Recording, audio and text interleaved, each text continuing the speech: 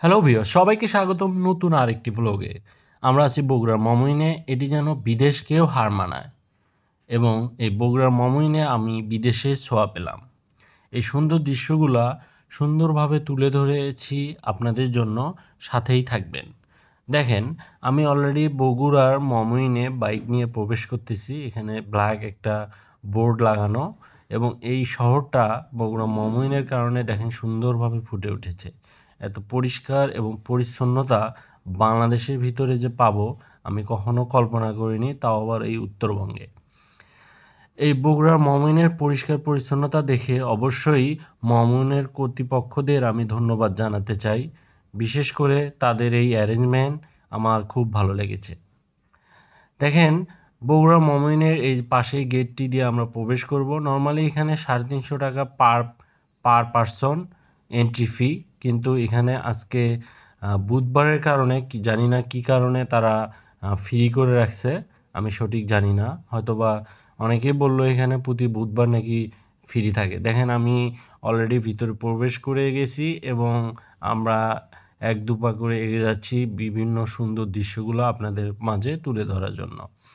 এত পরিষ্কার পরিচ্ছন্নতা আমি বারবার বলতেছি, আমি আগে কখনো বাংলাদেশের কোনো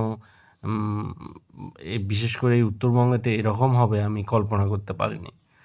দেখেন, এখানে যেহেতু আমরা ফ্রি প্রবেশ করেছি, এখানে আমাদের জন্য কোনো ধরনের ফুড প্রোভাইড করবে না তারা। নর্মালি টাকা দিয়ে ঢুকলে ফুড প্রোভাইড করবে। দেখেন, এই জায়গায় আই লাভ মমইন যে অ্যাডটা করছে একটা এখানে ছবি তোলার জন্য। আর এখানে দেখেন হেলিকপ্টার ল্যান্ডিং এরিয়া আছে, কারণ এখানে আপনি হেলিকপ্টারেও উঠতে পারবেন, সে সুবিধাও তারা রাখছে।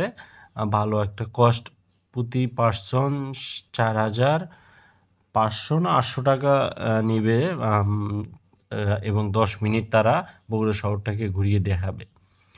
এবং দেখেন, আমি এখানে দোলনাতে উঠতে ভুললাম না। এখানে ছোটোবেলার সেই সিনারি আমি ধরে রাখলাম এবং খুব ভালো লাগতেছিল। এবং দেখেন, এখানে সুন্দর বসার একটা জায়গা রাখছে, পাশেই হচ্ছে জলাশয়।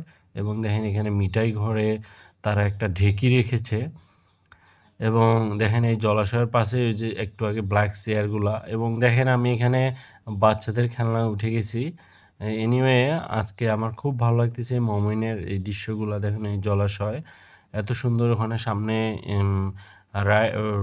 স্পিড বোট টাইপের আছে, এখানে আপনারা উঠতে পারবেন। সেটা এখন নর্মালি বিকেলে, কারণ আমরা দুপুরের দিকে এখানে প্রবেশ করেছি। দেখেন, মমইনে হাত ধোয়ার ব্যবস্থা এবং আপনি এখানে ঘোরাঘুরি করে পরিষ্কার হয়ে নিতে পারবেন এবং ফ্রেশ হয়ে নিতে পারবেন। ঠান্ডা পানি এবং হাত ধোয়ার ব্যবস্থা। দেখেন, এখানে আবার এই যে এই মমইনের এই লোগোটা এবং এই সিনারিটা, এই জায়গাটা খুব সুন্দর।